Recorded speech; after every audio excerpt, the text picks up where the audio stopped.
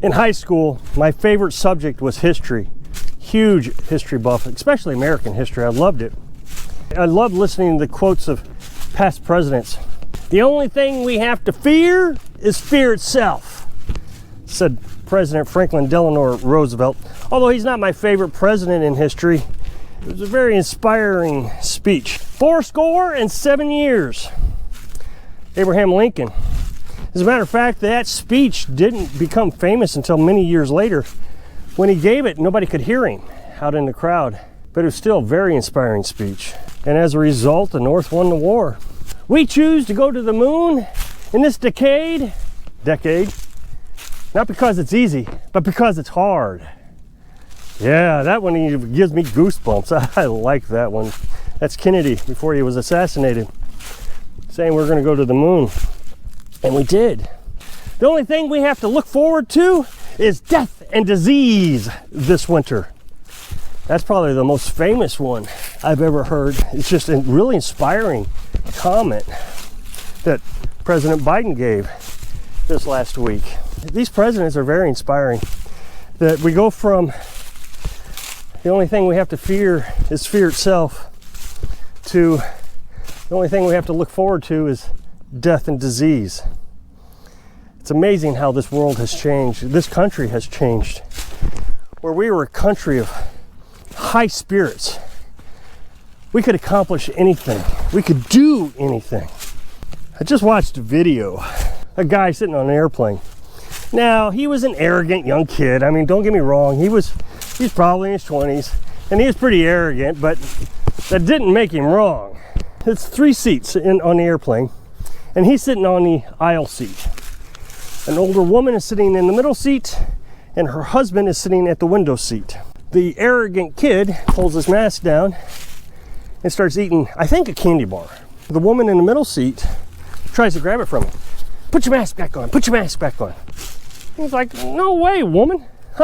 No. And he keeps eating. Which I think, I'm not sure, but I think he was totally within his right to eat. I think you can eat with your mask off on the airplane.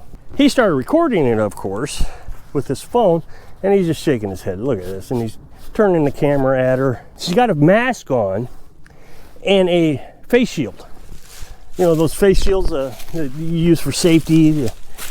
And so she is just protected to the hill, and she is cowered over in her husband's chest, just scared and looking around, looking back. It's pathetic. It's just ridiculous. Why is this woman so scared? She's got all the protection she needs, and she just can't stand the thought of this guy eating. Something that you have to do, because the only thing we have to look forward to this winter is death and disease. Dying isn't the worst thing in the world. I remember before it became a movie, there was this guy, he was in the desert, in American deserts, I don't know, Utah, Arizona, somewhere, I don't know. But he's exploring the little crevasses and caves, and something I would have done. He's climbing up, and a boulder rolls onto his right arm, and he's pinned there. Now, he's pinned there for several days, maybe a week, I don't know how long, I forget.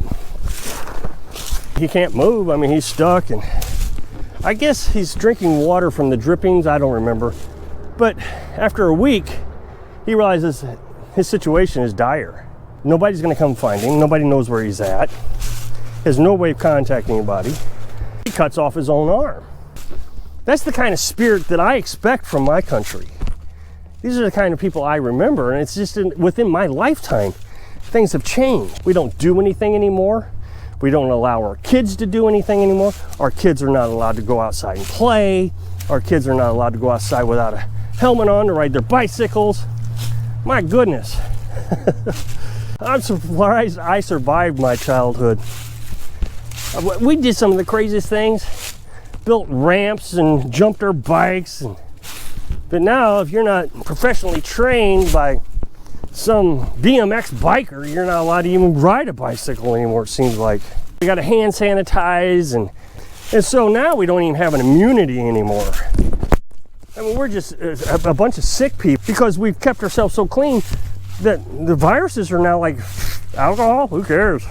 Bring it on. Now we're making vaccines that the virus is actually getting resistance to. It's we just went mad. Carl Sagan said mass hysteria. And I kind of applied this to my comment section. If I let a troll make a comment, and especially if I troll the troller, if I reply back in a kind of a sarcastic way, it spreads like wildfire. Even commenters that I've known for a long time will start insulting me because this troll did. And so it spreads like a disease. It just instantaneously. Everybody is attacking me in the comment section. And that's the way I see it now, is we don't think for ourselves. We can't think for ourselves. If death and disease is all we're going to see this winter, okay, well, I can't think for myself. I can't do anything about it, so I could either am just going to have to quiver in my husband's arms on an airplane. Well, if you're that scared, I'm telling you, just don't fly. Don't go anywhere. Lock yourself in a house. Do not expect me to make you less afraid. I'm not going to do it. It's not my job. It's not my job to make you happy in life. My job is to make me happy in life. Your job is to make you happy in life. And if you're not happy on that airplane, get off of it. It's just insane to expect that kid not to eat. I've been thinking about some of the things that's happened. You know, we got tornadoes that kill people and weird weather conditions, and it's still warm here in December. And the only thing we all can think about is the virus. That's, as a national whole, that's all we can think about. The media makes sure that we're continuously are scared. So I've been doing a little bit of research this morning, trying to figure out why the media doesn't make us scared of things that maybe we should be scared of. If we're going to be scared, let's use something that actually is dangerous. So I got to thinking, okay, what am I scared of? Well, I'm pretty terrified of snakes. It's just, I attribute that to my childhood. There wasn't a lot of information about snakes. Snakes are dangerous. I was raised to fear snakes. Right or wrong, it's just the way it was. I don't criticize my parents for it. It's not their fault. That's, you know, even today, I'll talk to my dad about snakes, and he's like, yeah, watch out for the water moccasin. And the water moccasin, although poisonous, are very unlikely to bite you. But I was looking at this, and so I thought, well, I wonder how many people have died from a snake bite in the state of Missouri. So I Googled it. 5 people have died. Wow, 5 people since 1935. So, I mean, it's a ridiculous fear to have. First thing people say when you go out in the woods, be careful of snakes. I'm more likely, to be honest, and I looked this up, I am more likely to get hit in the head by a falling limb than I am dying from a snake bite. And I think it was only 3 people died from a copperhead. 1 person died from a water moccasin, and I think 1 person died from a timber rattler snake. Car accidents. How many people die in a car accident? Your odds of dying in a car accident is 1 in 107. I mean, it's very high that you're going to die in a car accident. And everybody does it. Nobody's scared of it. Everybody jumps in the car, drives down the road like a maniac, gets into road rage, conflicts. If you want to be afraid of something, you need to be afraid of cars. And I didn't even look up how many people are seriously injured in car accidents, but I'm sure that's sky high. And I mean, think about this. I've been in a car accident.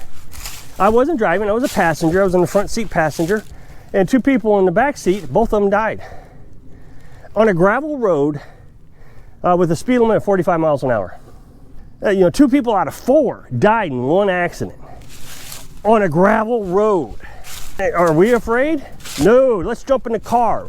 And we race around, flipping people off, blowing our horns, on our cell phones, playing with the radio. I don't know if you still play with the radio. Completely distracted, drinking and driving, intoxicated while driving. And we get in there like it's no big deal. We've done it a million times before. How is this unsafe? People get in that car and they think they're riding around in their tank. And it's like one of the most deadliest things we can do as an activity. You know, we criticize people who jump out of an airplane. I'd never jump out of an airplane, that's dangerous. Really? You'll get in a car, but you won't jump out of an airplane. This is how messed up our media has made us. We are just messed up in the head, where we go from the only thing we have to fear is fear itself to we have to fear everything around us, including some kid eating a candy bar in the seat next to us. There's something to say about the freedom that this property has given me. This property has taught me that there's nothing to be afraid of. Nothing. Just the other day I saw a bobcat. I wasn't afraid of the bobcat. I was concerned about him getting in there and eating my chickens, but I wasn't afraid. We don't go to the doctor, and that is a pretty concerning thing, I would think, to most people. And I get at this a lot. Oh no, you need to go to the doctor. How are you going to stay healthy if you're not a doctor? I actually heard that on the video, that you're not healthy unless you go to the doctor on a regular basis. How does a doctor make you healthy? A doctor drugs you up, puts drugs into you, and then says you're healthy. A country that has an obesity problem, a country that has a heart problem, a cardiovascular heart problem, a country that has a drug problem, a country that is afraid of a virus. Everything is messed up.